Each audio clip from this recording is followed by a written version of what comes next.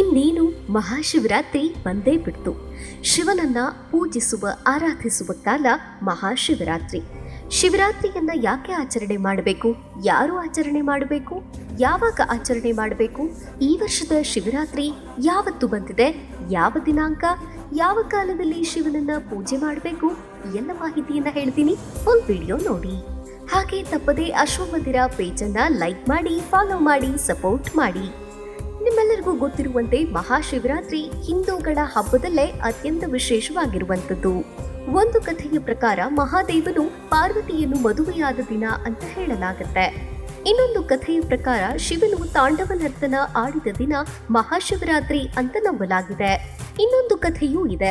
ಸಮುದ್ರ ಮಂಥನ ಕಾಲದಲ್ಲಿ ದೇವತೆಗಳು ಮತ್ತು ದಾನವರ ನಡುವೆ ಘೋರವಾದಂತಹ ಯುದ್ಧ ನಡೆದಿರುವಂತಹ ಸಂದರ್ಭದಲ್ಲಿ ಮಹಾವಿಷವೊಂದು ಉತ್ಪತ್ತಿಯಾಯಿತು.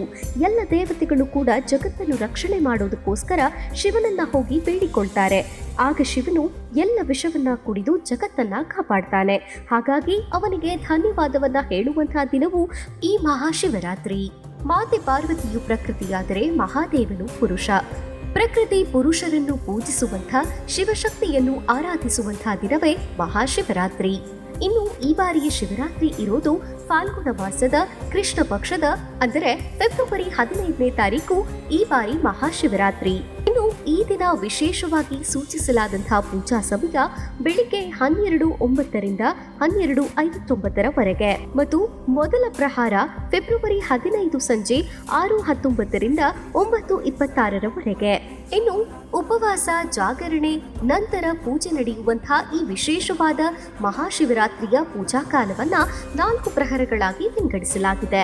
ಮೊದಲನೆಯದು 15 ಫೆಬ್ರವರಿ 12:09ರಿಂದ 12:59 ರಾತ್ರಿಯ ಕಾಲ.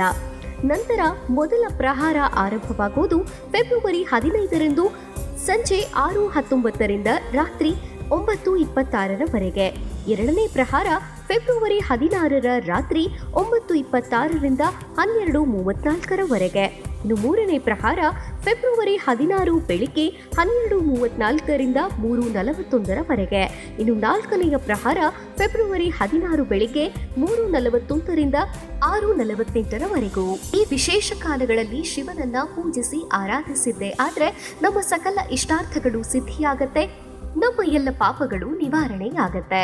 ಎಲ್ಲರಿಗೂ ಮಹಾಶಿವರಾತ್ರಿಯ ಶುಭಾಶಯಗಳು. ನೋಡ್ತಾ ಇರಿ ಅಶ್ವಮಂದಿರ.